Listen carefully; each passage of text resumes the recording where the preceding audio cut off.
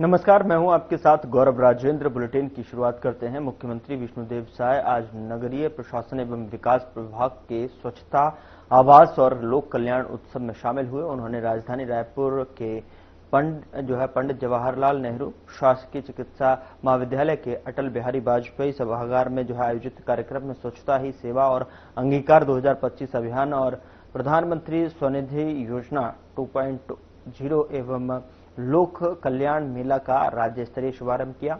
उन्होंने विभिन्न नगरीय निकायों में प्रधानमंत्री आवास योजना शहरी के 11 लाभार्थियों को गृह प्रवेश भी कराया। उप मुख्यमंत्री और नगरीय प्रशासन एवं विकास मंत्री अरुण साव, सांसद ब्रजमोहन अग्रवाल और विधायक के द्वारा राजेश मूर्त और सुनील सोनी, रायपुर नगर निगम की महापौर मीनल चौबे भी कार्यक्रम में शामिल हुई।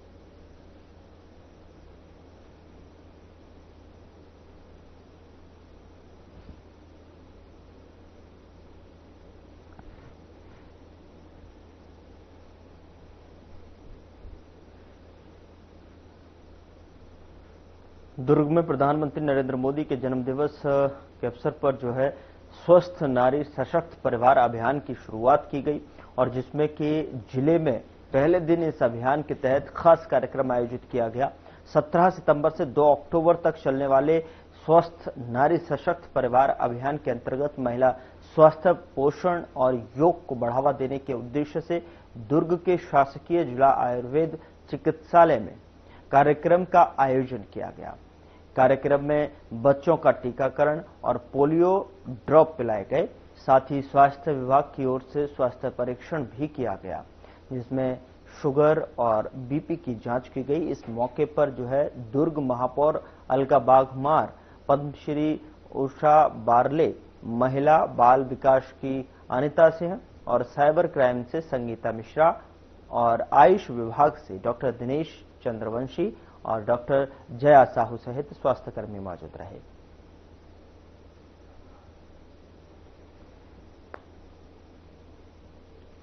माता की जय, छत्तीसगढ़ मतारी की जय।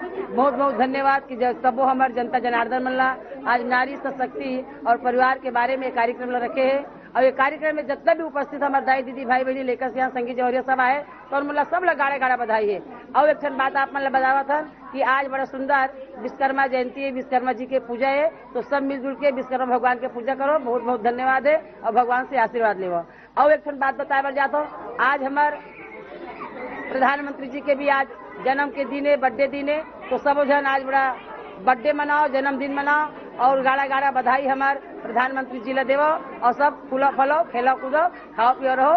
और नारी मन के लिए हम एक अच्छा बात बोला था कि नारी नारी मत कहो, नारी नर की खान, नारी से ही नर होता है। तो गुरु प्रहलाद समान नारी ला बढ़ाना है, पढ़ाना है और बढ़ाना है। तो बात तो हमारे बहुत करने, लेकिन हमारे समय कम है, तो यही शब्द के साथ हम हमारे शब्द विराम देता। जय भारत, जय हिंद, जय छत्तीसगढ़, जय। आज माननीय प्रधानमंत्री जी का जन्मदिन है।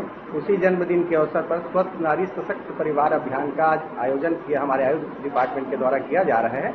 ये अनवरत 17 सितंबर से लेकर 16 अक्टूबर तक कंटिन्यू हमारे डिपार्टमेंट में अलग अलग शेड्यूल बना दिया गया है, जिसमें अलग अलग प्रोग्राम हम लोग करेंगे कि जैसे महिलाओं के लिए स्पेशली आहार विहार, उनके मेंस्ट्रुएशन हाइजीन पे काम करना है, हमको एएनसी पीएनसी में काम करना है, कैसे उनको स्वस्थ रखना है और योग प्राणायाम को कैसे जीवन शैली में हमारे अभी हर दिन हर घर आयुर्वेद कार्यक्रम भी चलाया जा रहा है, ताकि जब तक हम अपने जीवन शैली में आयुर्वेद को शामिल नहीं करेंगे, अगर हम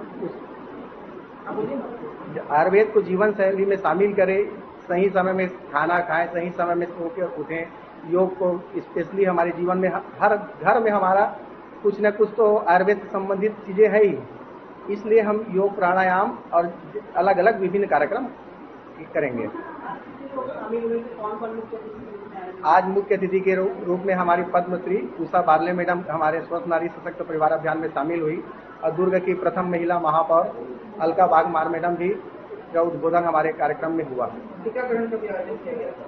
और स्वर्ण प्राशन स्पेशली हमारे आज के दिन, आज पुष्य नक्षत्र के दिन, हर पुष्य नक्षत्र दिन हमारे जिला में चिकित्सालय में स्वर्ण प्राशन कराया जाता है। स्वर्ण प्राशन का मूल उद्देश्य ये होता है कि उससे बच्चों के इम्यूनिटी पावर और उनके ग्रोथ में बहुत सहायक सिद्ध होता है।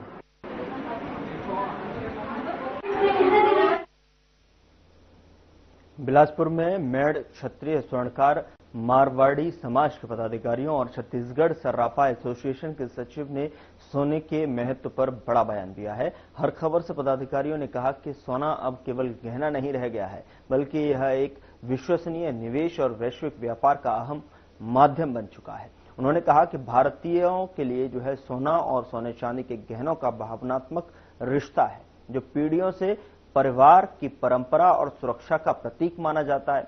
वहीं एसोसिएशन का मानना है कि आज के समय में सोना आर्थिक स्थिरता और सुरक्षित निवेश का सबसे भरोसेमंद विकल्प है। एक बहुत अच्छा सवाल पूछा है कि समाज को क्यों जरूरत पड़ी। देखिए, छत्तीसगढ़ मारवाड़ी मेड़ क्षत्रिय स्वर्णकार समाज पूरे छत्तीसगढ़ में है। दुर्ग से लेकर अंबिकापुर तक, रायगढ़ तक, इधर जाएंगे तो अपना कोंडागांव, जगदलपुर, गीदम, बीजापुर, मैं समझता हूँ छत्तीसगढ़ में लगभग अभी 30-32 जिले हैं। हमने एक परिचय सम्मेलन किया था दुर्ग में सन 2018 में। 2018 में जब हमने परिचय सम्मेलन किया, उस समय पूरे छत्तीसगढ़ से जो लोग एक दूसरे को नहीं जानते थे, 2500 लोगों का समागम हुआ, मेला हुआ और 2500 लोगों का वहाँ आगमन होके आनंद मंगलम में वो प्रोग्राम हुआ था हमारा। पूरा हॉल पैक हो गया था। जो लोग एक दूसरे को नहीं जानते थे, वहाँ आने के बाद जानना शुरू किए कि चाफा में भी हमारे घर है, खरसिया में भी हमारे घर है, रायगढ़ में भी हमारे घर है, अपने भाई हैं, वो रहते हैं, लेकिन हम एक दूसरे को नहीं जान रहे। तो स्वाभाविक है, बच्चे हैं, बड़े होते हैं, तो लड़कियां हैं तो लड़का चाहिए, लड़के हैं तो लड़कियां चाहिए। अब एक ही एरिया में तो सबका होगा नहीं, तो कहीं बाहर जाते हैं तो पता चलता है, अरे वाह, रायगढ़ में भी बहुत अच्छे अच्छे परिवार हैं, अच्छे बच्चे हैं, अच्छा व्यापार है, खरसिया में भी है, कटघोरा में भी है। तो उस परिचय सम्मेलन के दौरान 250 बायोडाटा हमको मिले। हमने सोचा था कि 50 बायोडाटा मिल जाएंगे तो हम जीत जाएंगे, लेकिन हमको 250 बायोडाटा मिले और 250 बायोडाटा में से कुछ लोगों के रिश्ते उस सम्मेलन से हुए, जो लोग एक दूसरे को नहीं जानते थे। एक बीजापुर की घटना बताता हूँ। बीजापुर का लड़का अहमदनगर की लड़की, सम्मेलन में मुलाकात हुआ था और वो रिश्ता हुआ, शादी हो गई और बढ़िया घर परिवार बस गया। मेरे भी 2 लड़के हैं, हम भी इधर इस बेल्ट में कम आते थे। एक लड़के का रिश्ता हमारा कटघोरा के पास हाटी के पास ग्राम है मुनुंद, वहाँ हमारे एक बेटे की शादी हुई। उसी परिचय सम्मेलन की वो गिफ्ट है। और उसी परिचय सम्मेलन के दौरान फिर उनके परिवार के थ्रू कटघोरा के परिवार से मुलाकात हुई। फिर दूसरे बेटे को वहाँ की बहू आई, तो ये परिचय हुआ, तब तो लेन देन हुआ, व्यापार हुआ। व्यापार मतलब अपना जो ऑफिशियली व्यापार है वो भी होता है, और पारिवारिक जो हमारा लेन देन है, उन्होंने कुछ तो देखा होगा तब बेटी दी है। लोग जब पेन देते हैं ना तो ढक्कन अपने पास रखते हैं कि नहीं, ढक्कन मेरे पास रखूंगा। बेटी दे रहा है, सामने वाला कलेजे का टुकड़ा दिया है, तो जरूर कुछ सोच समझ के दिया होगा। तो वो आए हमारे यहाँ, हम उनके यहाँ गए, तो वो परिचय सम्मेलन की ही सौगात है, जो हम एक दूसरे को जाने पहचाने और ये रिश्तेदारी हुई। तो वही आज बिलासपुर में हो रहा है। वो सन 2018 में हुआ था, 7 जनवरी 2018 में दुर्ग में। अभी ये यहाँ हो रहा है बिलासपुर में। तो ये एक तरीके की ज्वाला है जो समाज को जागृत करती है कि नहीं, ऐसे प्रोग्राम होने चाहिए। इतने अच्छे अच्छे लोग हैं, इतने अच्छे अच्छे रिश्तेदार हैं, इतने अच्छे व्यापार है इनके, और हम इनको नहीं जान रहे। तो एक दूसरे को जानेंगे, पहचानेंगे, तभी तो सब चीज़ें होगी। तो ये बहुत अच्छा प्रोग्राम हो रहा है। बहुत बहुत धन्यवाद है बिलासपुर समाज को, इतना सुंदर आयोजन किया इन्होंने, बहुत ही सुंदर व्यवस्था। और मैं इनकी मेहनत को पिछले 2-3 महीनों से देख रहा हूँ। तन मन धन समय संकल्प इन्होंने पूरा झोंक दिया है कि ये प्रोग्राम सक्सेसफुल होना चाहिए, और इसमें हम समाज के सभी लोग समर्पित हैं। जैसे भी सेवा है, तन मन धन से हम भी समर्पित हैं। और ऐसे आयोजन अलग अलग जिले में हर 3 महीने में होते रहने चाहिए, ताकि और भी जो लोग आज इस कार्यक्रम में नहीं आ पाए, किसी कारणवश पॉसिबल नहीं होता हर कोई आ पाए, कभी कुछ हो जाता है। तो मुझे ऐसा लगता है कि हर 3 महीने में प्रोग्राम अलग अलग जिले में होते रहना है।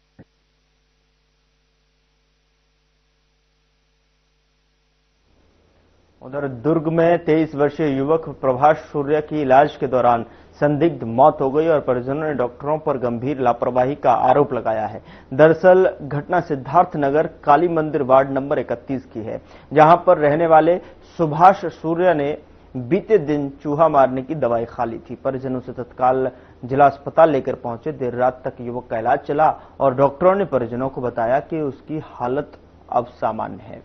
युवक रात भर ठीक रहा, लेकिन सुबह जब उसे उल्टी का इंजेक्शन लगाया गया तो अचानक उसकी तबीयत बिगड़ गई।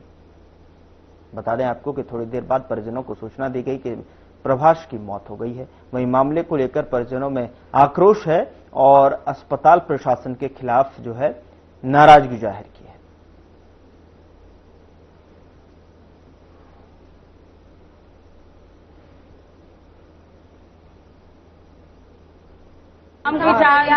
इंसाफ चाहिए। हम हॉस्पिटल है बोलते माँ बाप बोलते हैं, माँ बाप बोलते हैं गरीब लोग का जान लेने के लिए हॉस्पिटल हमारा गरीबी का दावा उड़ा मेरे बच्चे को जान दे दिया। मैं बोलने गई थी मेरे बच्चे को, हाँ मेरे बच्चे को बोलने गई थी कि मेरे बच्चे का ऐसा करना बोले ऐसी होता है, ऐसी होता है, बच्चे का छुट्टी हो जाए होते हैं, भगवान होते हैं, ऐसे करेंगे क्या?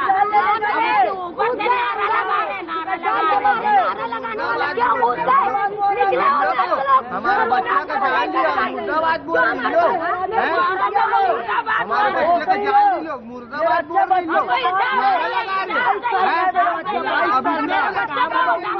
अलग से क्या बोल रहे हैं, जो करना है कर लो, हमारे ऊपर उल्टा चढ़ रहे हैं। अब अलग से यहाँ के जो मेन है ना, जो मेन था वो अलग से आकर बोल रहे हैं कि हमको नहीं पता है, तुम्हारा भाई तो सुबह तक का खत्म हो गया। जबकि मेरी मम्मी उनको ना बाथरूम लेके गई मुझवाने के लिए, जो भी है, उसके बाद आके बोलते हैं इंजेक्शन लगाने का खत्म हो गया। ये क्या बात हुआ? और अलग से जिंदाबाद के नारे लगा रही हो, चलो ना वहाँ तक, चलो ना। नहीं वही बोलो, क्या हुआ पूरा मामला? पूरा मामला ये हुआ, मेरा भाई ना भिलाई वाले घर आया था, खाना वाला, हाँ बोलिए बोलिए ना। खाना वाला खा के गया तो ये दिलूकल यहाँ पर खड़ा है, यहाँ पर जो भी है गुस्से में कुछ खा लिया, हॉस्पिटल आए, शाम तक ठीक था, उसका ट्रीटमेंट चला। हाँ सुबह तक बोले उसको डिस्चार्ज कर देंगे। सुबह हुआ, सुबह आई मैडम, पता नहीं उनको आता भी जाता क्या था, वो इंजेक्शन लगा, उनके 5 मिनट बाद वो गई है और उनको गायब करा दिए और मेरा भाई चल गया। अब मैं किसको मैं जवाब मंगवाता था? हॉस्पिटल वाले को पूछ रहे थे, उसको छुपा दिए। एडमिट कब था, कब एडमिट था? टाइमिंग अभी किया सर, 1 घंटा पहले किए बस। आज भी? हाँ अभी भी उसका बदन पूरा गर्म है, मेरे भाई का पूरा सही गर्म है, और तो भी बोल रहे थे हम कुछ नहीं कर सकते। किसकी लापरवाही है?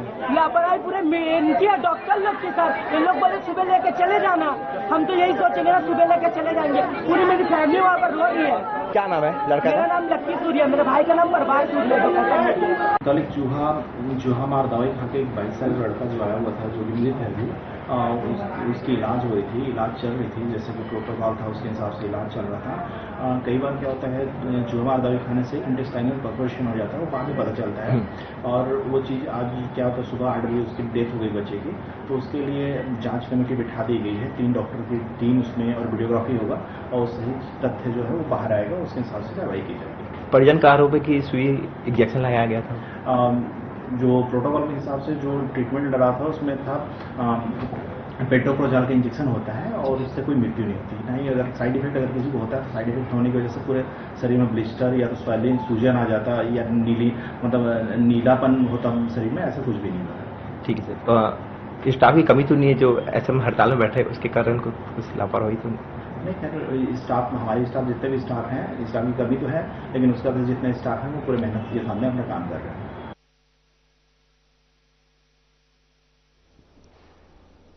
यहाँ रुक रहे हैं एक छोटे से ब्रेक ले, ब्रेक के उस पार खबरों का सिलसिला लगातार जारी है।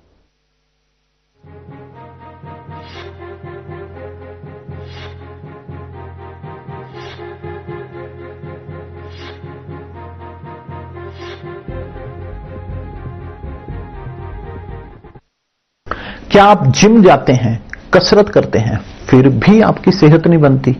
काजू बादाम किशमिश मेवे प्रोटीन के डिब्बे खाते हैं, फिर भी कुछ असर नहीं होता? तो इसका मतलब है आपका पाचन तंत्र खराब है, और जब तक के पाचन तंत्र दुरुस्त नहीं होगा, आप जितना मर्जी अच्छे से अच्छा खा लो, आपकी सेहत नहीं बन सकती। इसलिए हमारी संस्था सन्यासी आयुर्वेदा ने एक ऐसी दवा का निर्माण किया है जो कि आपके लिवर, आपके पाचन तंत्र को दुरुस्त करने का काम करती है, ताकि आप जो भी खाएं उसका पूरे का पूरा निचोड़ आपके शरीर को लगे, आपकी भूख बढ़े, खाया पिया सही से लगे, नया खून बने, हड्डियों में जान आए, वजन बढ़े और आप मोटे तगड़े खूबसूरत पर्सनैलिटी के मालिक बन जाएं। सिर्फ 699 रुपए की पूरे 1 महीने की दवा होती है और आप इसे घर बैठे 011-45454545 पर फोन करके दवा मंगवा सकते हैं।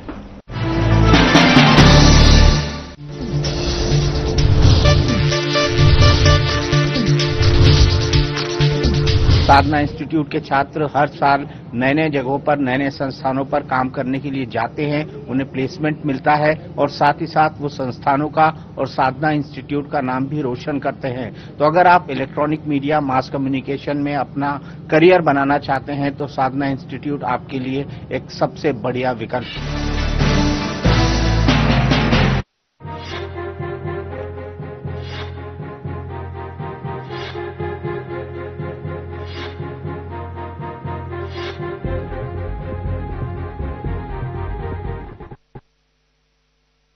ब्रेक के बाद स्वागत है आपका। खबरों में आगे बढ़ते हैं। छत्तीसगढ़ के सीएम विष्णुदेव साय ने कहा कि पीएम मोदी के जन्मदिन 17 सितंबर से लेकर महात्मा गांधी की जयंती 2 अक्टूबर तक बीजेपी की तरफ से सेवा पखवाड़ा का आयोजन किया जाता है और इस बार भी सेवा पखवाड़ा के तहत स्वच्छता, हेल्थ केयर सहित विभागों द्वारा जो है विभिन्न आयोजन किए जाएंगे। और इसी के साथ सीएम विष्णुदेव साय ने क्या कुछ कहा, आपको सुनाते हैं। देश के यशस्वी प्रधानमंत्री श्री नरेंद्र मोदी जी का जन्म दिवस है, तो 17 सितंबर से लेकर 2 अक्टूबर महात्मा गांधी जी की जयंती तक सेवा पखवाड़ा मनाते हैं और ये पूरा पखवाड़ा भर हमारे सभी विभाग, हमारे सभी संगठन के लोग विभिन्न तरह के कार्यक्रम का आयोजन कर रहे हैं, जिसमें सफाई का भी होगा, हेल्थ कैंप भी होगा, ब्लड डोनेशन का भी होगा, निबंध वगैरह भी होगा। इस तरह से पूरे पखवाड़ा भर कार्यक्रम चलेंगे। कांग्रेस से वोट चोर गद्दी छोड़ अभियान के तहत प्रदेश प्रभारी सचिन पायलट कोरबा पहुंचे, जहां पर हजारों की संख्या में देर रात लोग मशाल लेकर सड़क पर उतरे और सरकार को अपनी ताकत दिखाई। और इस मौके पर नेता प्रतिपक्ष डॉक्टर चरणदास महंत, पूर्व कैबिनेट मंत्री टीएस सिंहदेव, जय सिंह अग्रवाल, कांग्रेस प्रदेश अध्यक्ष दीपक बैज, सांसद ज्योत्सना महद सहित जो है कई विधायक और जनता मौजूद रहे।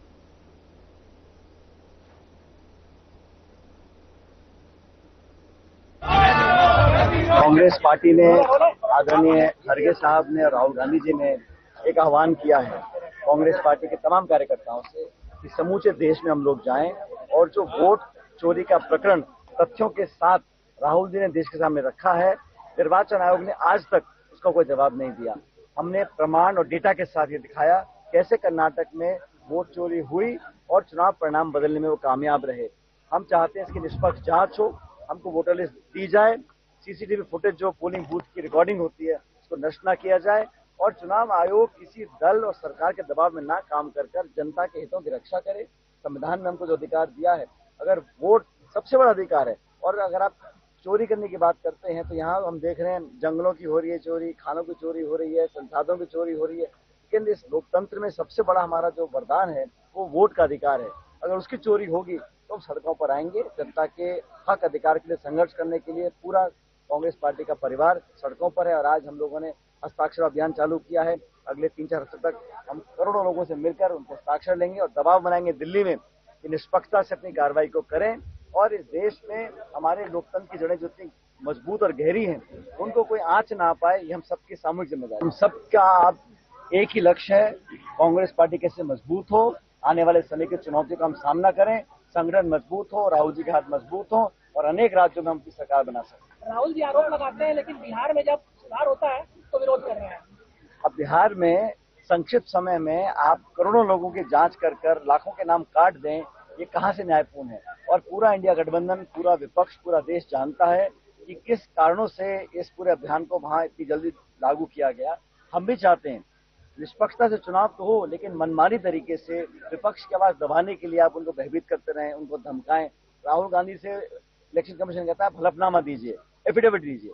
अरे भाई, अगर आप थाने में जाएंगे रिपोर्ट लिखवाने तो अगर थानेदार बोलेगा आपको पहले एफिडेविट लिख के दो मेरे को, चोरी किसने करी, कहाँ करी है, ये बिल्कुल उल्टा है। और जो उनका मैंने प्रेस कॉन्फ्रेंस देखी, जो मुख्य इलेक्शन कमिश्नर हैं, उन्होंने कहा कि हम हमारी बहू बहन बेटियों की तस्वीरें सुधार नहीं दे सकते हैं। तो जब वोट डाल रहे हैं, ऐसी मानसिकता वो कहाँ से लेकर आए, हमें समझ में नहीं आ रहा है। क्योंकि जो निर्वाचन आयोग को जो मुखिया है, उसके चयन की प्रक्रिया बदल दी है। पहले मुख्य न्यायाधीश उसमें पार्ट थे, prime minister, chief justice of India और नेता प्रतिपक्ष। अब उनसे गृह मंत्री आ गए हैं, तो प्रधानमंत्री, गृह मंत्री, नेता प्रतिपक्ष।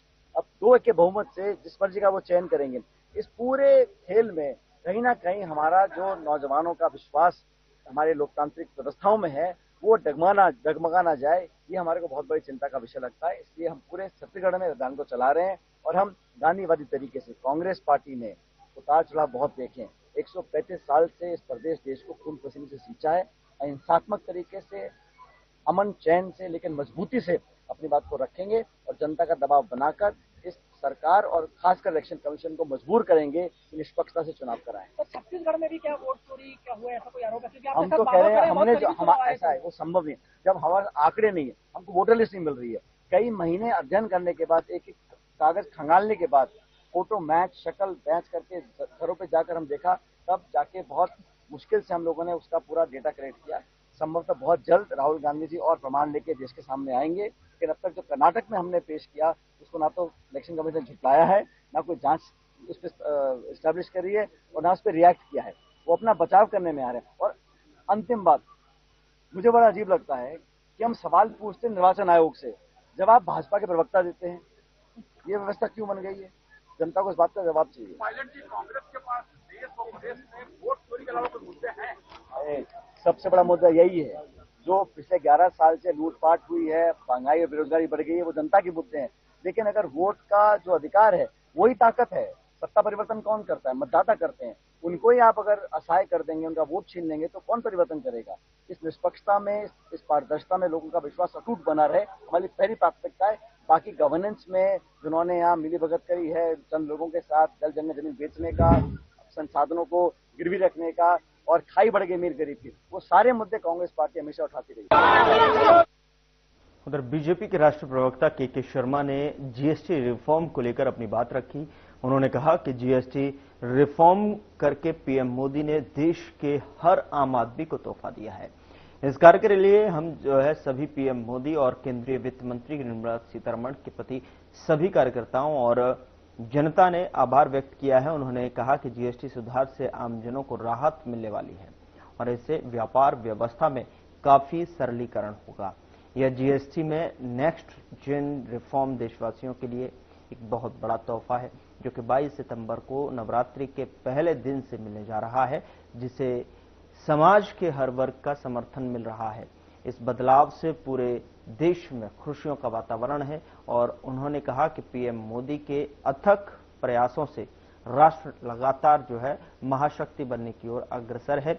इस ऐतिहासिक फैसले से जो है हम आर्थिक रूप में जो वैश्विक महाशक्ति बनने की ओर एक कदम आगे बढ़े हैं।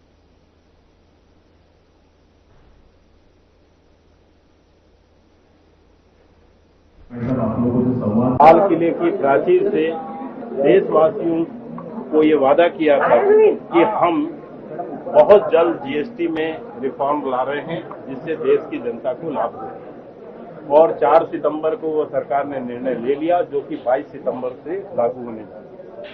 22 सितंबर से जब बहुत से जो सामग्री हैं जो दैनिक उपयोग में आते हैं, वहां पर जीएसटी या तो 0% है या 5%, कुछ सामानों में 18%। तो इसका लाभ जो ये आम जनता को होगा, सामानों की कीमतें जो है कम होंगे, मांग बढ़ेगी, निवेश बढ़ेगा और रोजगार के इसमें नए अवसर भी आएंगे। ये व्यापारियों के लिए भी बहुत राहत भरा कदम है, क्योंकि उससे अब जो है टैक्स सिस्टम का सरलीकरण हुआ है, जिससे कि जो पहले उलझने होती थी वो उलझने अब समाप्त हो जाएंगी और मांग की डिमांड भी बढ़े, यानी सामग्री की डिमांड भी बढ़ेगी, जो कि काफी ज्यादा व्यापारियों के लिए भी लाभप्रद है और आम जनता के लिए भी लाभप्रद है।